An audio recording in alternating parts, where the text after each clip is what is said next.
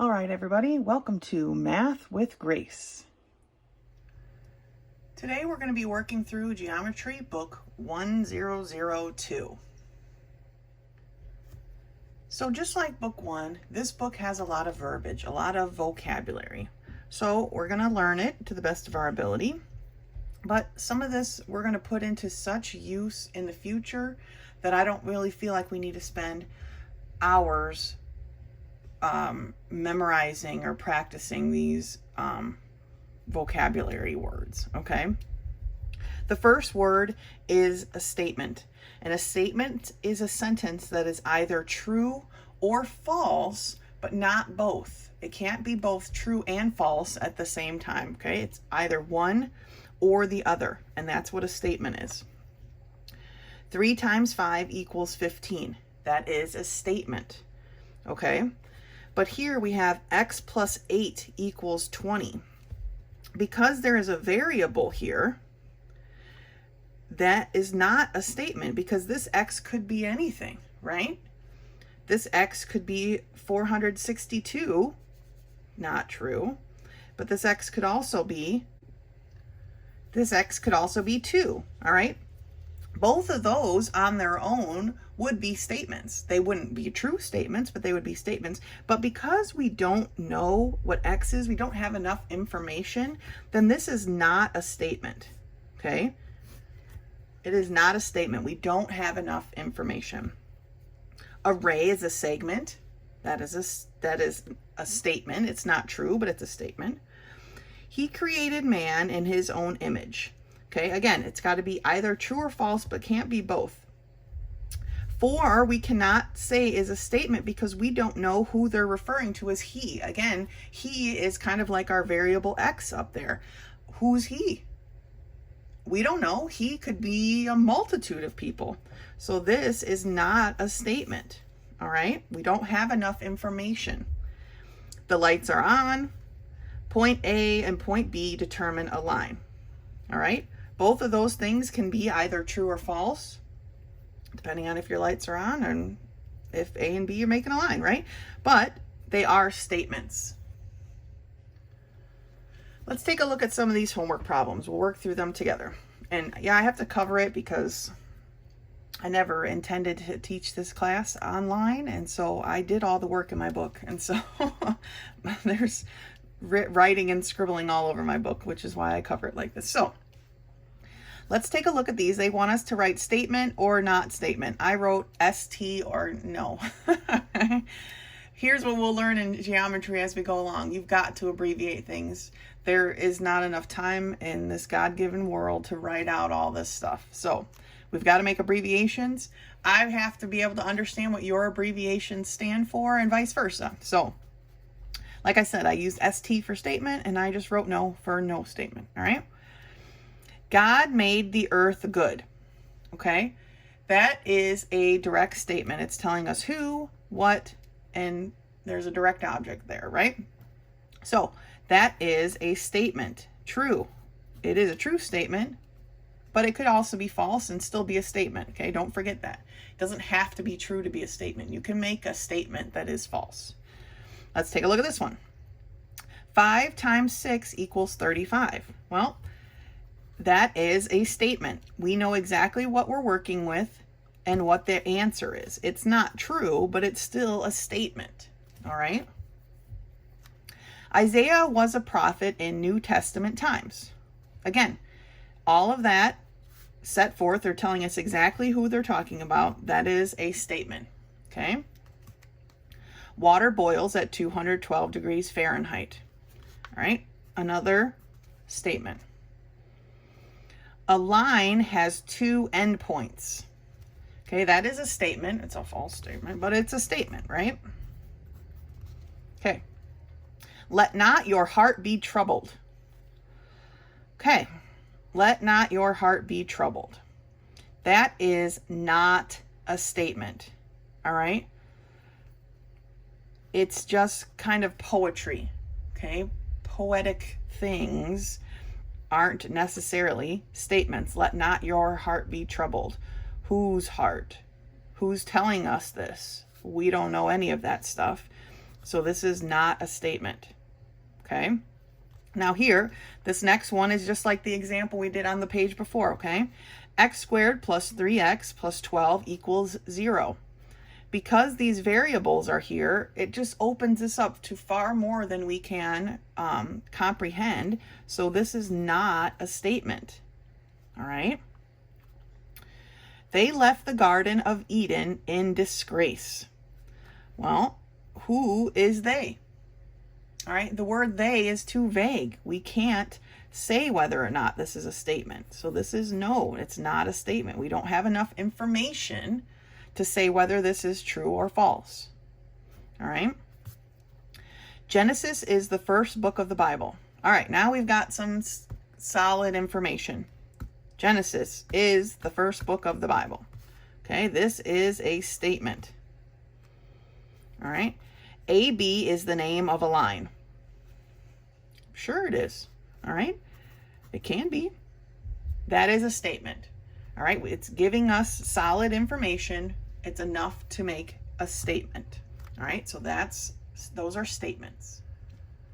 So our next step then at the bottom of page 3 are conjunctions.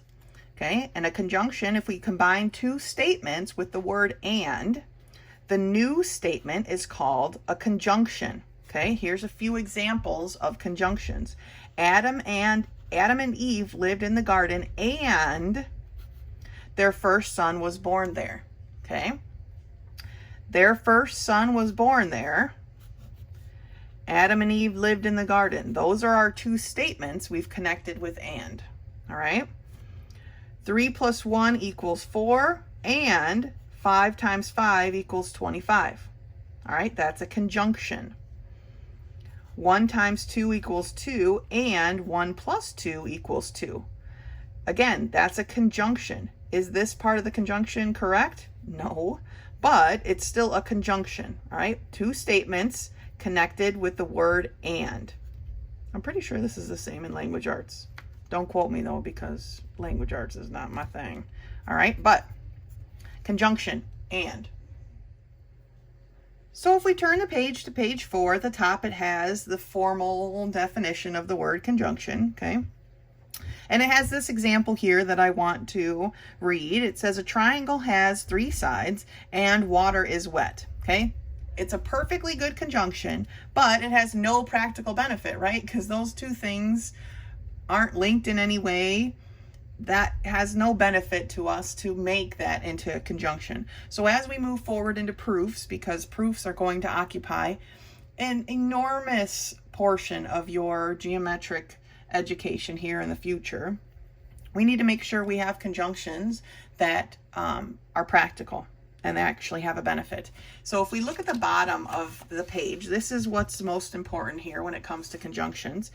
We have our conjunction table. It's called a truth table. All right. We are going to have a truth table. I don't know. I think there's going to be 6 or 7 of them.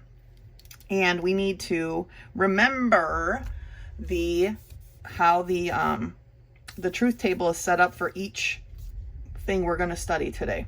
All right. Or this week.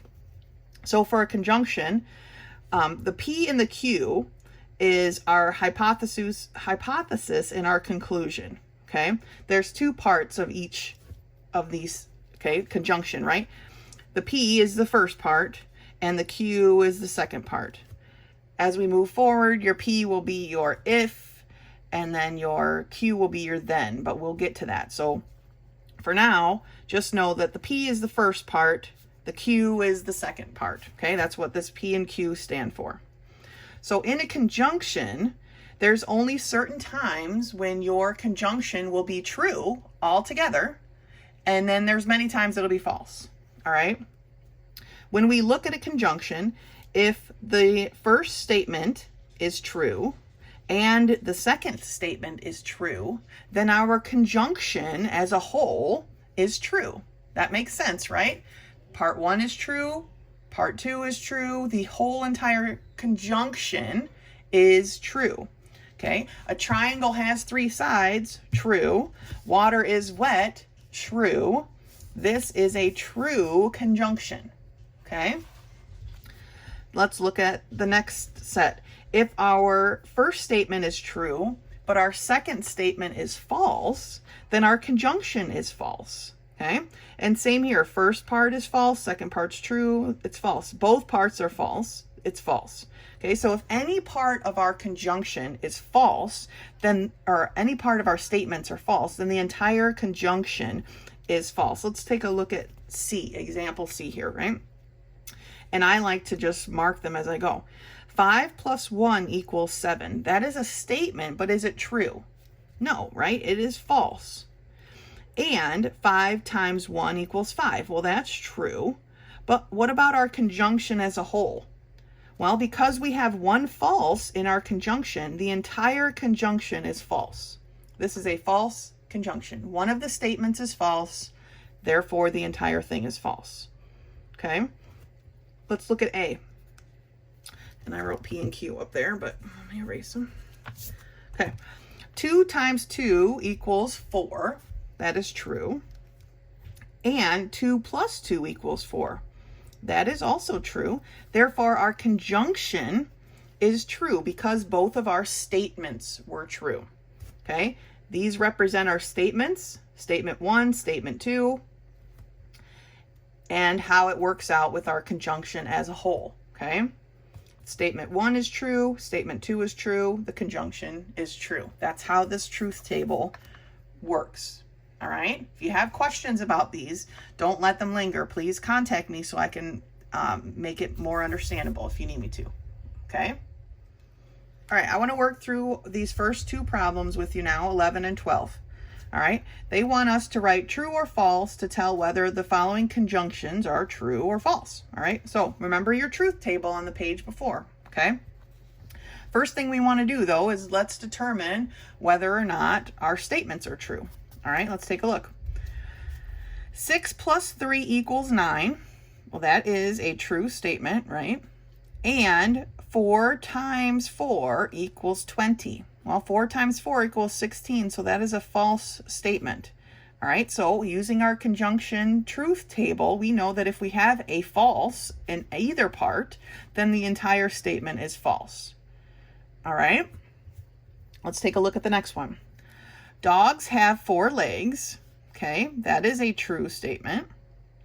Cats have 10 lives. Well, as much as we like to joke about cats having 9 lives, that is not a true statement. Okay, so that's a false statement. So with the way our conjunctions work, if we have one false statement in our conjunction, then the entire conjunction is false. Okay, so that's how you're going to do the rest of these. You're just going to go through, decide whether your statements are true or false, and then you can decide whether your conjunction as a whole is true or false. All right, the next part of our book here is on the bottom of page 5, is a disjunction. Okay? Here, a disjunction is the connecting of two simple statements with the word or. Okay? So we still have our P and our Q, which is our statement 1 and statement 2. This time they're connected with the word or. All right, so it has a completely different set of truths. We're going to turn the page in a second and look. But here's an example. 4 times 3 equals 12. That's our first statement, right?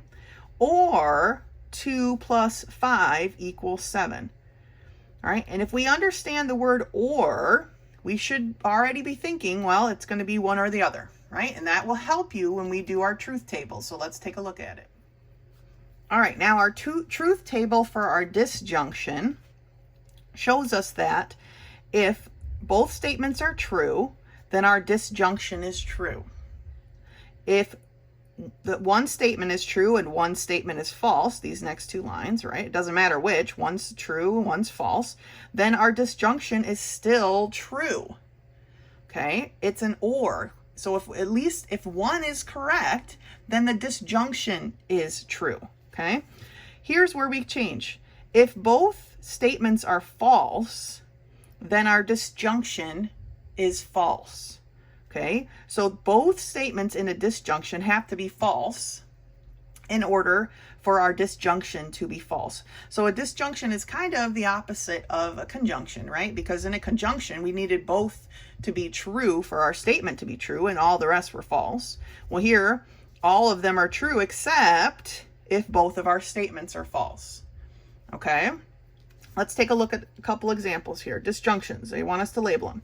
January is the first month of the year. That is our first statement. January is the first month of the year. Is that true or false? Okay, well, that's a true statement.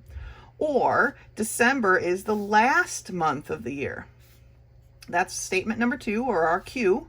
December is the last month. Okay, true again. We've got 2 true statements, so our disjunction is true. 5 times 3 equals 15. Okay, statement number 1. And that is true. Or 7 plus 5 equals 20. All right, well, does 7 plus 5 actually equal 20? I don't think so. So this is a false statement.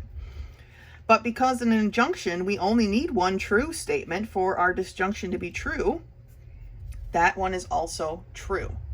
Okay, so disjunctions use the word or. Okay, the next term we're going to look at is negation. All right, if P is a statement, okay, the new statement, which is not P, or that P is false, is called the negation of P. And it's written in a funny way that, like I said, we abbreviate things, so we need to learn what those are. So here are some examples. P, the statement is, it is raining. All right, so not P, and they wrote not P here, but this is the abbreviation. It's like a little squiggly line. Not P is, it is not raining. Okay, that is not P, right? 6 plus 3 equals 12. Well, not P is 6 plus 3 does not equal 12. All right, so on and so forth. A triangle has 6 sides. That is a statement. It's not true, right? But it's a statement. A triangle does not have 6 sides. That is your not P. That is your negation. So here is the truth table for negations, all right? They're a little bit different. If P is true, the original statement, whether that it's raining, is true, then not P is false. If it is raining, then of course it is not raining is false, all right? But if P, like our triangle one, part D, if P is false, a triangle has 6 sides, that is false, then our negation of that, or not P, is true. Okay? So this one's pretty easy. If our statement is true, then our not statement is false. If our statement is false, then our not statement is true. Okay? So this is just P and not P. That's a negation. So let's do a couple of the homework problems. Let's look at 131 and 132. They want you to write the negation of these statements, okay? So statement for 131 is, the grass is green, okay? So when we write our negation, we want to do the not part of this. So our negation of this would be that the grass is not green. And don't ask me why all my G's are capitalized. I don't. The grass is not green. Okay. So 132. This rose is white. So we want to negate that. This rose is not white. Okay. That's it. Simple negations. We want to make our statement into a not statement.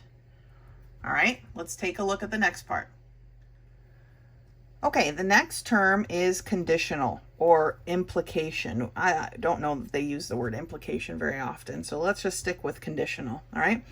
And it is a statement formed by 2 simple statements again, but they are connected in the form of if and then. If this statement, then this statement. All right, and so if we go back to the next page, page 9, if I can get it to the top there, yep. The hypothesis is the if statement. All right, so we're breaking our statements into 2 parts, an if and a then. Our hypothesis is our if. That means our conclusion is our then.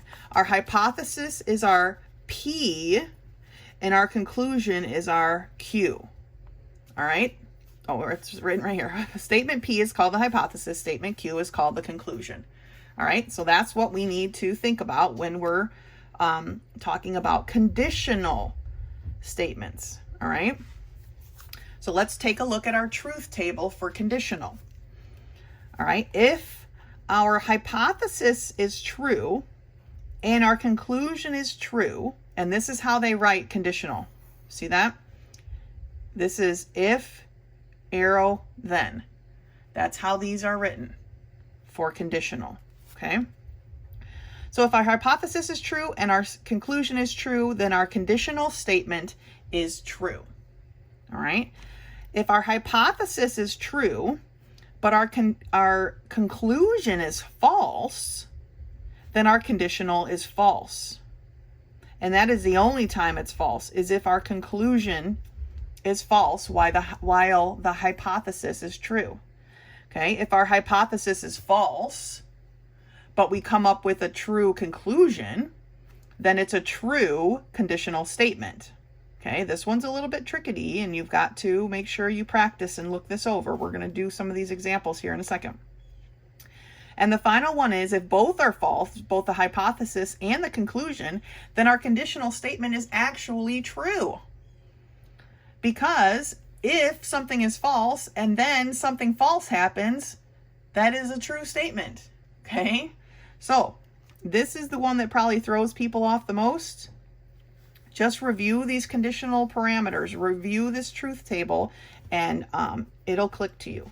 All right, so they want us to notice that in a conditional statement is always true except when the hypothesis is true and the conclusion is false. Okay, that otherwise it's true. So let's take a look at some examples here on page 9. Okay, here are some possibilities, it says. The model is that Roger makes this promise. He says, if I get a job, then I will send $100 to Bibles for China. That is his conditional statement. If I get a job, I will send $100 to Bibles for China. All right, so let's take a look at some possibilities. Roger gets a job. So the hypothesis, or our P statement, is true. He sends money to Bibles for China. So now our conclusion is true. So he keeps his promise. That is the conclusion, right? Our conditional statement is true. Let's take a look at the next one. I want to kind of keep that on the... There we go. Okay. Roger gets a job. So again, our hypothesis is true. He does not send the money to Bibles for China. So now our conclusion is false. So our hypothesis is true, but our conclusion is false. Therefore, our entire conditional statement is false. He did not keep his promise. Okay? And part 3. Roger does not get a job. So now our hypothesis is false. He still sends money to Bibles for China. So our conclusion is true. So we have a false hypothesis, but a true conclusion. So our conditional statement is true. Even though he didn't get a job like he was hoping, he still sent the money to Bibles for China. So the statement, conditional statement in general, is true. Okay? This is a lot of trues and falses so far. We've got a couple more to do. Just look these over and practice them. You trust me, in this book you'll get a lot of practice. Let's take a look at a couple of the homework problems now. 141. If 3 plus 2 equals 5, all right, so that's our statement 1. Let's go ahead and judge that statement. Does 3 plus 2 equal 5? Yes, it is true. Then 5 plus 5 equals 10.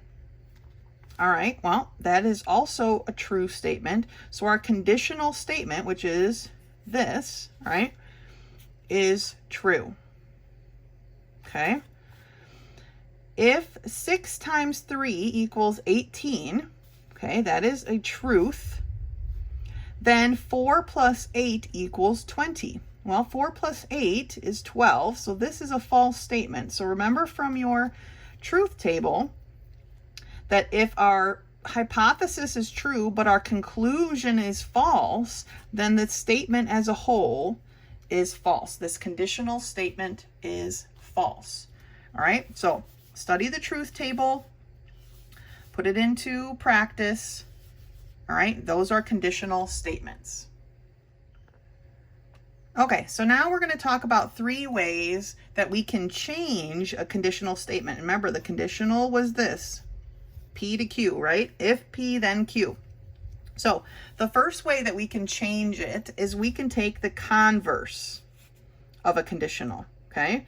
And converse basically means that we're switching the position of the hypothesis and the conclusion. We're interchanging them.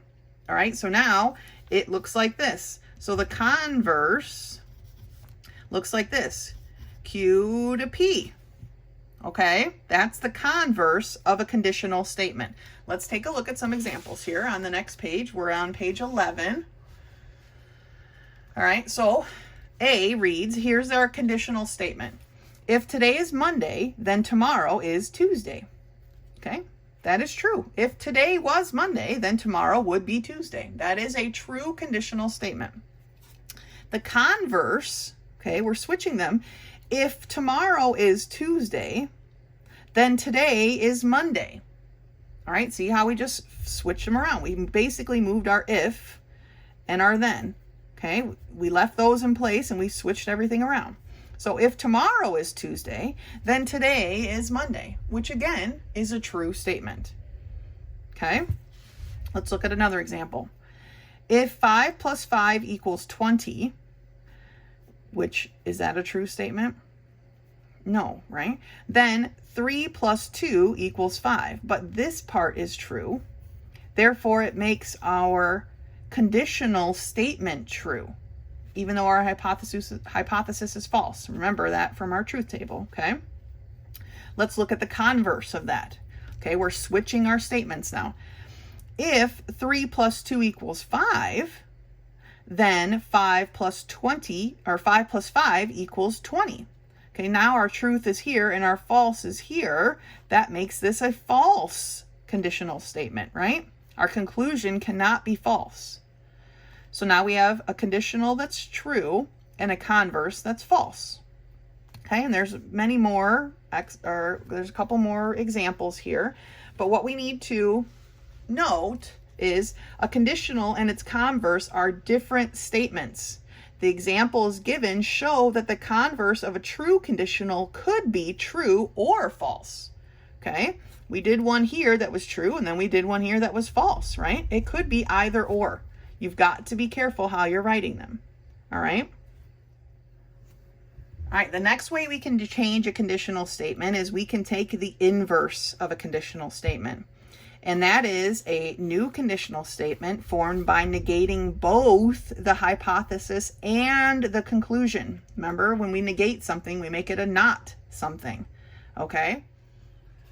So looking at these examples here, here's our conditional statement. If 5 plus 5 equals 20, then 3 plus 2 equals 5. It is a true statement because our conclusion is true, right? Our hypothesis isn't, but our conclusion is.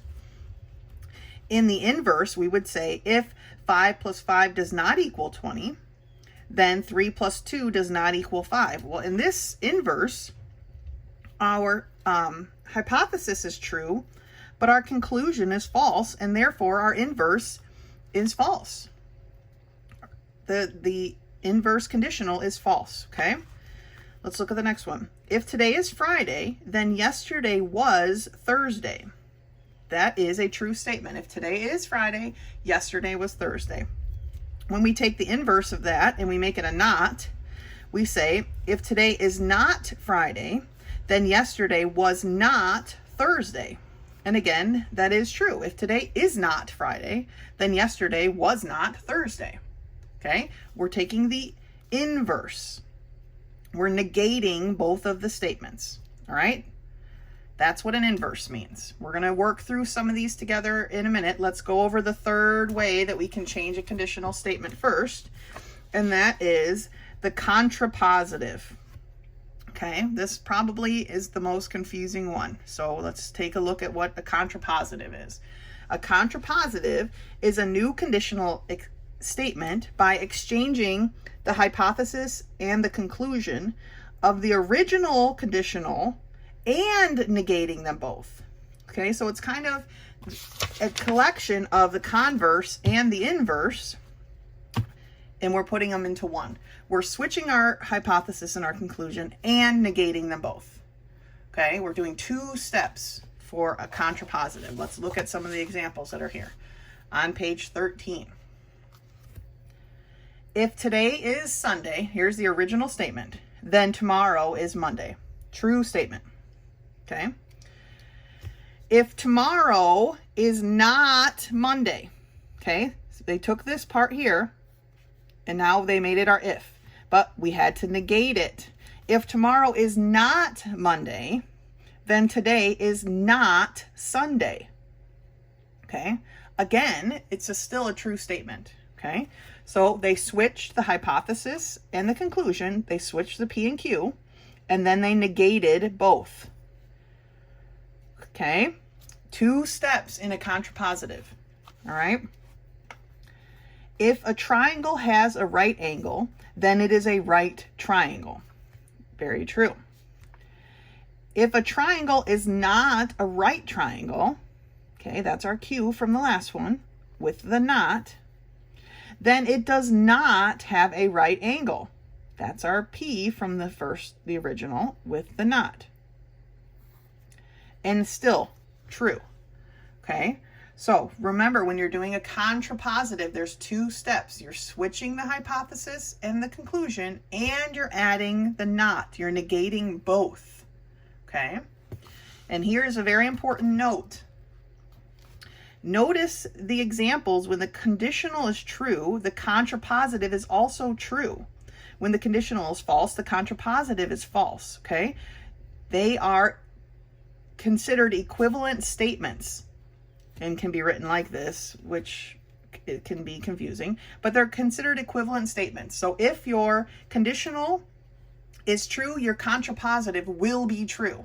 If your conditional is false, your contrapositive will be false. There's no way around it. Okay, those are contrapositives. Let's take a look at actually working through some of these now. Actually, before we work through some of these, let's take a look at page 14. At the top of page 14 now, they have a compiled truth table. It has everything, all right? So here are statements. If our P is true or false, if our Q is true or false, okay? And then the different things that we just studied, the negation, the conditional, the contrapositive, the converse, the inverse, all right? Here are the truth statements for the whole thing that everything we've looked at. Please use this table liberally, all right? I want you guys to do well. So make sure you're practicing this table. Make sure you're reviewing this table. Make sure you are learning this table. It's very, very important. Okay, so now let's look at some of the problems. Okay, so for the next set of problems, which is 151 through 158, they tell us that our P is X is greater than 7, and our Q is X is greater than 5.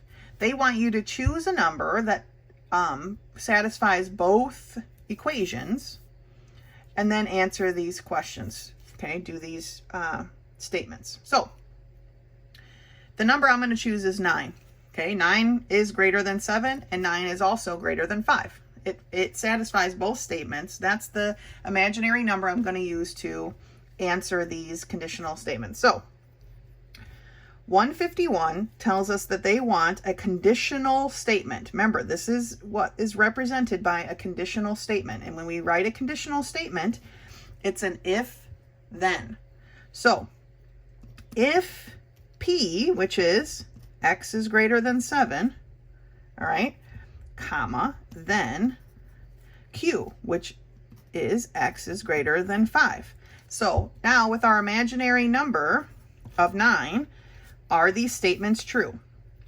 If 9 is greater than 7, yes, then 9 is greater than 5? Yes, true. All right, so that makes our conditional statement true. Part 1, our hypothesis is true, our conclusion is true, our statement is true. Okay, so problem 152 is asking us to write the conditional statement P not Q. Okay, P not Q. So here's how we would write that.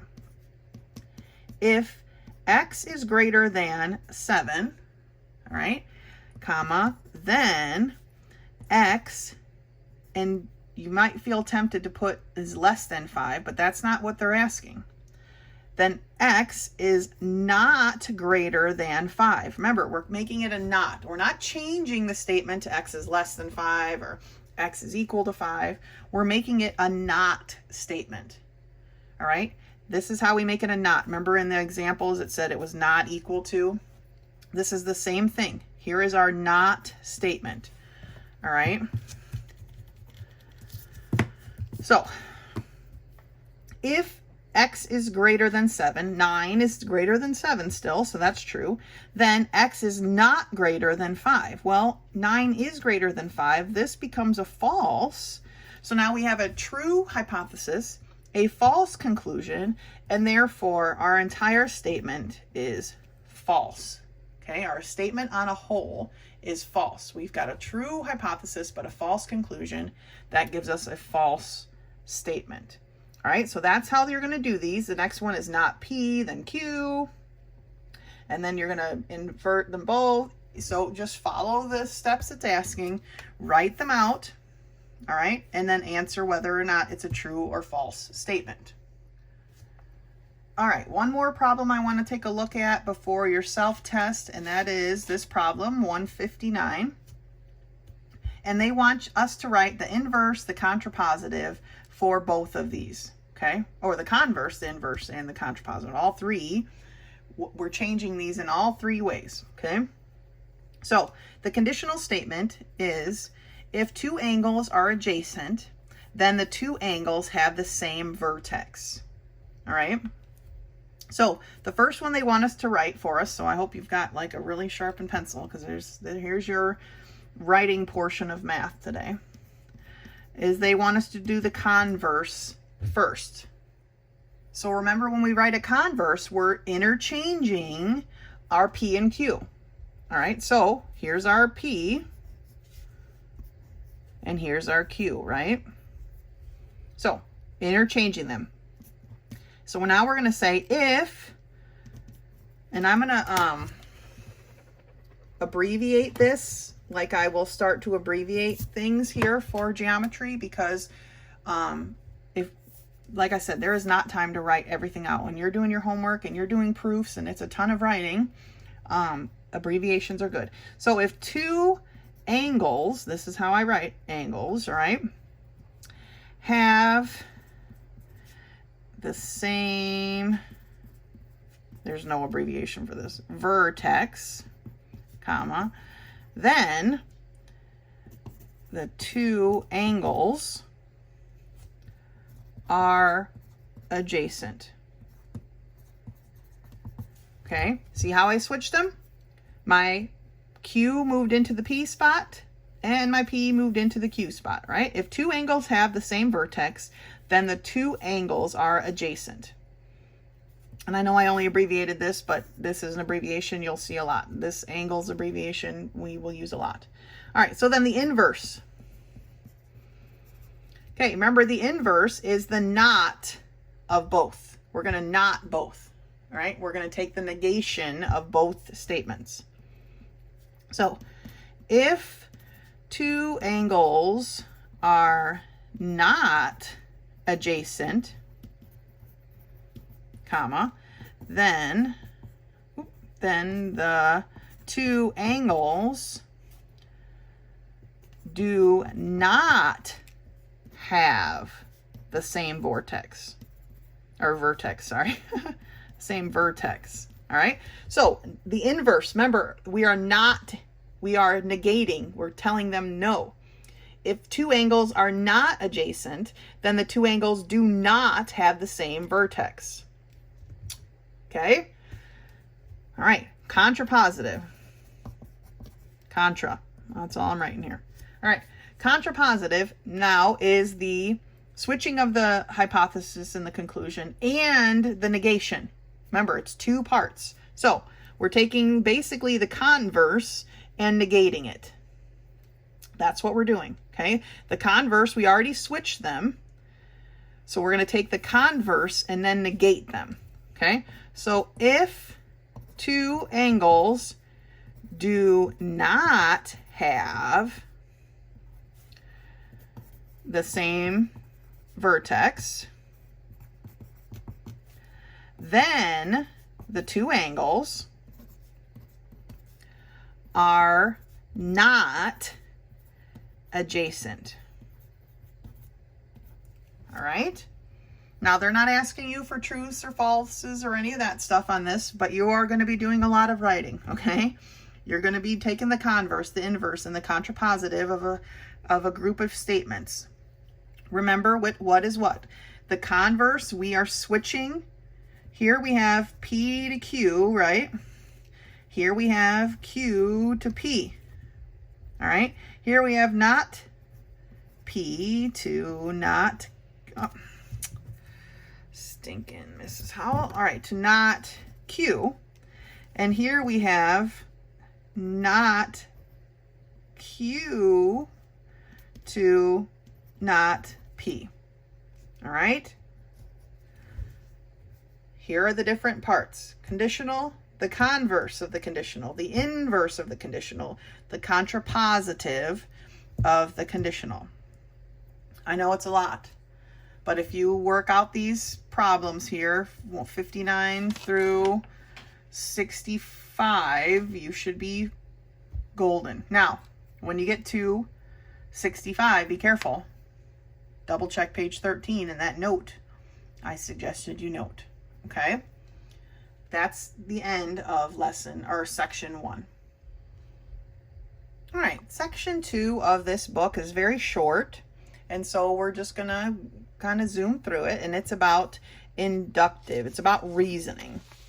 All right, and we're going to start with inductive reasoning here, and that is the process of making a general conclusion based on a specific example.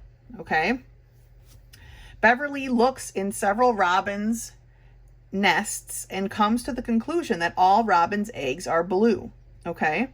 She's making a general conclusion that all robins' eggs are blue based on a few specific examples. She looked in the different nests. Okay? The boys present at a meeting of their club give their ages as blah, blah, blah, 11s and 12s and 13s. Okay? Wesley comes to the conclusion that all boys in this club are at least 11 years old. All right? That is not necessarily true. Okay? These types of inductive reasonings aren't always true, but they give us a good layout of what things are. Okay? Stanley looks at 20 pennies and sees Lincoln's head on them. He concludes that all pennies are Lincoln head pennies. Okay, that's the conclusion he makes from the specific examples that he has. Now make note on page 20, it tells us we cannot always be sure that a conclusion reached by inductive reasoning is correct. Okay, could there be a 9-year-old boy in that club or a 13-year-old? Well, 13 wouldn't matter, right? Because he said 11. But could there be a 9-year-old boy? Sure. Could there be a 10-year-old boy? Maybe. They're homesick. They're doing something with their family. They couldn't make it to that meeting. All right. I know that there are other kinds of pennies than a Lincoln head penny, right? There's that 1 cent penny. Those are different, right? So we can't always get a positive or a true conclusion based on inductive reasoning. Okay, let's take a look at a couple problems. All right, looking at 2.7, it tells us write a statement of fact or event that would make each conclusion false. All right, now they want you to make these conclusions false. So here is the statement. The first 39 presidents of the United States were men. Conclusion. A woman cannot be president of the United States. Okay, so they want us to write a statement or a fact that would make that false. So my counter example is that a woman is elected president. All right. The point at which a woman is elected president will make our conclusion false, that a woman cannot be president. All right. Simple thing. All right. Every map that has ever been drawn can be colored with 4 colors so that no 2 regions colored alike touch at more than 1 point. That is quite the statement, okay? Their conclusion is every map can be colored with 4 colors. Whew. I don't know. So they want us to make that conclusion false, right? So we can write a certain map uses 4 colors and has 2 regions colored alike that do touch at more than 1 point. Okay? That tells us that our map can't just be colored with 4 colors. You could also write, because that one's kind of specific to just this part, but you could also write a map colored with 6 colors. All right. If you have a map that's colored and it has 6 different colors on it, then that is negating your conclusion, right? It's making your conclusion false. So that's all they want from these, just these problems here.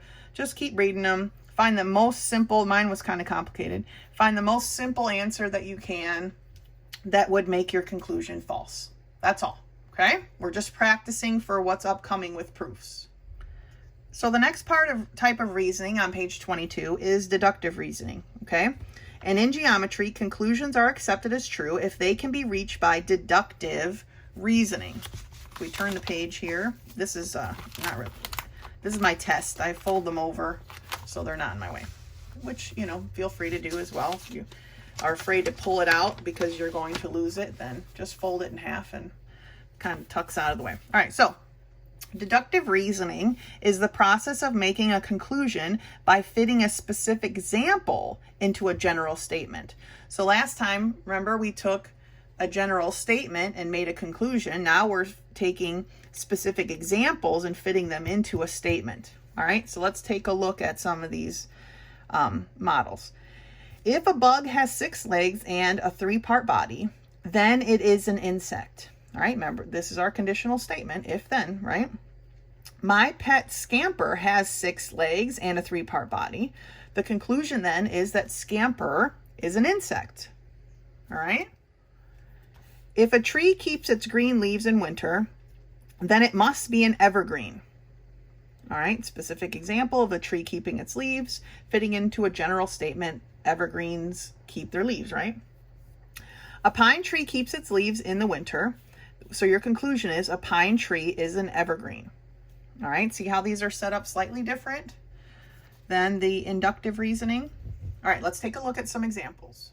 They've reposted your conditional table here just so you have it available to you, but it's not a new one. We've learned that one already, okay? That's your truth table for conditionals. But let's look at number 216. We want to state a true conclusion. That's what they're asking us to do. If a book is in the Bible, it is true. All right? Genesis is a book in the Bible. So what would our true conclusion be? Our true conclusion would be that Genesis is true. Okay? If a book in the Bible is true, if every book in the Bible is true and Genesis is a book in the Bible, then Genesis is true. All right? That is our truthful conclusion. All right, let's take a look at number 17, 217.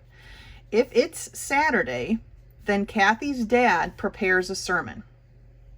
Okay? If it is Saturday, then Kathy's dad prepares a sermon.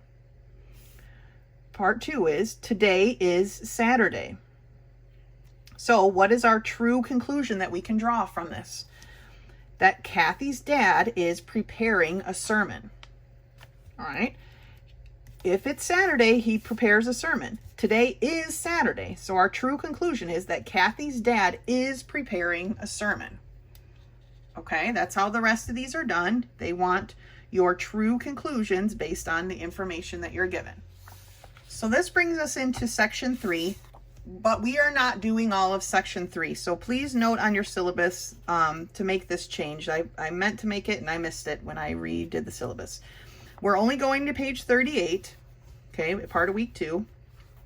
And you only have to do problems up to 3.34. Do not have to do anything after 3.34.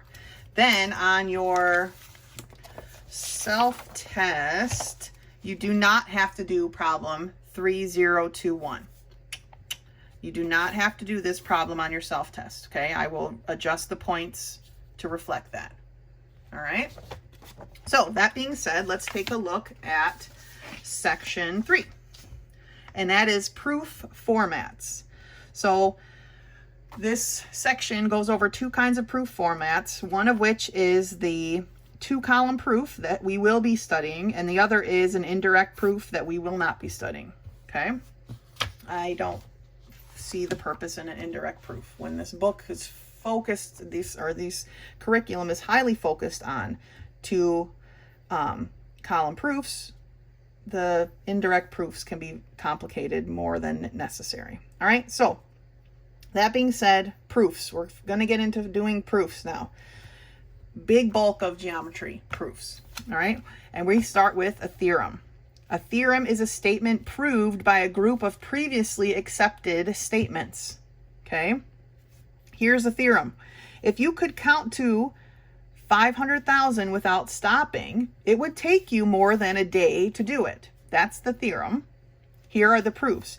If you could count to 500,000 without stopping, it would take you at least 500,000 seconds. All right. If something takes 500,000 seconds, it takes more than 8,000 minutes. Right? This is just the math portion of this, right? 60 seconds in a minute gives us 8,000 minutes. If something takes more than 8,000 minutes, it takes more than 100 hours. Okay, again, it's just math. We've changed now from minutes to hours. If something takes more than 100 hours, it takes more than a day to do, right? Because are there 100 hours in a day? Of course not. All right. So those are walking through the previously accepted statements to get us to prove our theorem is true, that it would take more than a day to count to 500,000, even if without stopping. Okay. And so then they give you this breakdown of 2-column proofs, and the format is 6 essential parts, although they say essential, but a lot of time they don't even give you all these parts, but we're going to review them anyway. All right. So the statement of the theorem, which we just talked about what the theorem was, a figure, which is a drawing, given information they provide for you to prove is what they want you to solve for. A plan for the proof, that's you in your head figuring it out or on paper, and then the actual proof itself. All right, but first let's talk about a statement.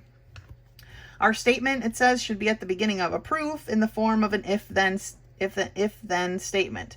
If it's not that way, they think you should rewrite it so that you can clearly understand what is given, which should be the if, and what needs to be proven, which should be the then. Okay? On page 32, they want us to practice changing a statement into an if-then statement. So here are a couple of the models. 2 circles that have equal radii have equal areas. So to change that into an if-then, we would say, if 2 circles have equal radii, then they have equal areas. All right, here's our if-then conditional statement, right? Model 2, when 3x minus 1 equals 2, it follows that, I mean, they go out of their way to make it not a then statement, right? It follows that x equals 1, right? Our if-then statement would be if 3x minus 1 equals 2x, then x equals 1, all right? When I read without my glasses, my eyes get tired. If I read without my glasses, then my eyes get tired, okay? Not too challenging. So let's take a look at one of these if-then statements. It says to write the following statement in an if-then form. 2 opposite rays form a straight line. Now remember, an opposite ray are rays that have the same endpoint but go in opposite ways, right? So our if-then would be if 2 rays are opposite, okay, then they form a straight line. Two rays form a straight line. Two opposite rays form a straight line. See where I drew that line? That's kind of our breaking point. If two rays are opposite, then they form a straight line. Okay, let's take a look at another one. Joe will sing, provided Sam will sing with him. Okay, Joe will sing, provided Sam will sing with him. Now this one, we had to kind of rearrange. If Sam sings with him, comma, then Joe will sing. Okay, this is the part that has to happen first for this to happen next, right? If Sam will sing with him, then Joe will sing. All right, that's our if-then statements. So work through those, and they're not too bad. The next part is a figure. This one is pretty self-explanatory. It says each proof should have a figure or a drawing. All right, something that you can visually see. Now, as they move forward, they're not going to give you, they're going to ask you to put the figure in. So that's why I said some of this is kind of funny that they said it's essential, because some of it they leave out and they expect you to put in. So that being said, figures are pretty self-explanatory, but let's take a look at this problem here. It says 3-6 reads, and this is the straight edge or ruler that I like to use. It's small, it's clear, it fits on a page. Like a 12-inch ruler is nice, but it doesn't quite fit on the page neatly. And so if you have a small one like this, or if you can get a small one, these work really well for this book. All right, so it says through a point outside a line, okay, one line can be drawn parallel to the line. So here's our first part that's going to help us. They want us to make a figure. Draw a figure that represents the statement. Through a point that is outside of a line. So we know that we have a point and a line, right? Through a point outside a line. That's all they want. This is the figure. Okay, this part here that says one line can be drawn parallel to the line, this is the proof. They want you to prove that. This is your given information, and we'll get more specific on that in a minute.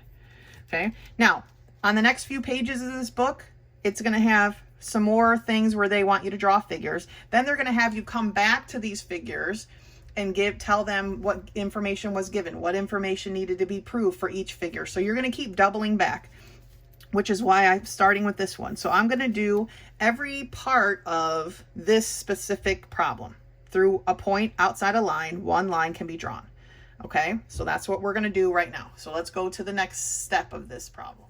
So the next step of this problem is on page 35, and that's where we learn about the given. Okay, a given is information that you are given. Okay, it tells you something important about the figure, about what you need to prove. Okay, the given is information you use to solve your proof. Okay, so again, it says using the figures 3-6 through 3-10. We did 3-6, so that's what we're going to work on. They want you to write the given. So when we had that, remember, we were given a line and a point not on the line, right? That's what was the first part of our statement. That was our given information that we were able to draw our illustration with. A line and a point not on that line. That is our given information.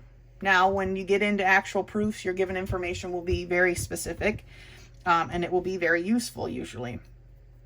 But for this one, it's pretty vague. It's just a point not on the line and a line. All right, that was our given information. The bottom of page 35 starts the to prove section. And it is usually the then part of our statement is what we need to prove. All right. So for 3.6, we want to prove that a line parallel, and this is how I write the word parallel because it takes too long to spell it every time. We want to prove that a line parallel to our given line can go through this point. All right. We want to prove that there is a line that can be drawn through this point that is also parallel to this line. That's what we're trying to prove. All right. That's what they asked us in 3:16. It said, through a point not on a line, one line can be drawn that's parallel to our line. All right. And I know that's a lot of lines, but that's what they're telling us they want us to prove. That one line can be drawn through this point that makes that line parallel to this line. All right. And again, when I say parallel, I just use two tall lines, two tall L's, whatever you want to call it, to represent parallel. It just makes it quicker. So let's take a look at a proof on the next page. All right. Now here is an actual beginning to end proof. All right. Except there's no illustration, but I don't know how you would illustrate this anyway. So you are given the information that 12 minus x equals 20 minus 5x. And they want you to prove that x equals 2. All right. So our first line, and here's how we write it, statement, reason. I'm fairly certain in every proof in this book going forward, they will give you these sections already open for you to fill in. All right. So our statement section are all statements. And remember, a statement can be either true or false, but it cannot be both, right? And then here's the reason. Now, before, we said that variables were not statements, but this statement is not quite exactly the same because we're trying to prove something. All right, so our given always goes on line 1. All right, our given always goes on line 1. And our given was that 12 minus x equals 20 minus 5x. All right, that was our given information. We won't for long be proving mathematical things. It just isn't something we do very much. It'll be more geometry, okay? So our reason for this statement is that it was given information. So reason 1 is given. Boom. Number 1's usually the easiest one, okay? We list what we were given and we say that it was given to us. All right? Line 2 is where it starts to get a little bit more complicated. 321. 12 plus 4x equals 20. So how we need to look at this is, what did we do to get from here to here? Okay, mathematically, what did we do to get from here to here? We added 5x to both sides, right? We added 5x to both sides and we ended up with this. So our reason is the addition theory of equality. Addition theory of equality. Okay, we equally added 5x to both sides. That's why it's the theory of equality. Addition. Okay? Then the next step is, what did we do to get from here to here? Right? What did we do to get from here to here? Well, we subtracted 12 from both sides, right? By subtracting 12 from both sides, we were able to get to this equation. So it's subtraction theory of equality.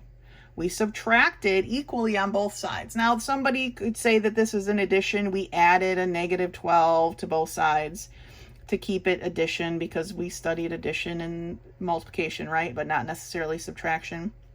But they both work. It's the same thing, okay? Subtraction theory of equality. Okay. Final step. How did we get from this step to this step? What did we do here to get from here to here? Right? We divided by 4 or multiplied by 1/4. Either way. But we divided. So it is division. All right? Division is the reason that we went from here to here. That's what this is asking us. Basically, how did you get from step 1 to step 2? How did you get from step 2 to step 3? How did you get from 3 to 4? We divided. Okay? So we proved that x equals 2. Your proof should always be your final step. Your given was your first step. Your proof is your final step. The path to proofs is something you've got to work out. You've got to look at part A and see, how can I get to part Z? All right? You've got to figure out the steps in between. And some people, that's a real struggle. but I don't want it to be a struggle for you. So if you're having a problem seeing it, contact me and maybe I'll give you the next step. And if you can tell me why that step, it works, okay? But I don't want it to be a struggle. Proofs are always challenging at first. But if you're having a hard time, contact me and I will help you with that next step, okay? I want this to work out for everybody. So that's it for section 3. Again, we're not doing the paragraph proof, okay? You don't need to do any of that. So work through your self-test, and remember, you do not need to do 3.021, okay? I will change the points on this quiz to reflect that. All right, so that's the end of book 2. I know it's been tough, 2 books in 2 weeks, but at this point we get to slow down and take it nice and easy. All right, you guys did great. Until next time.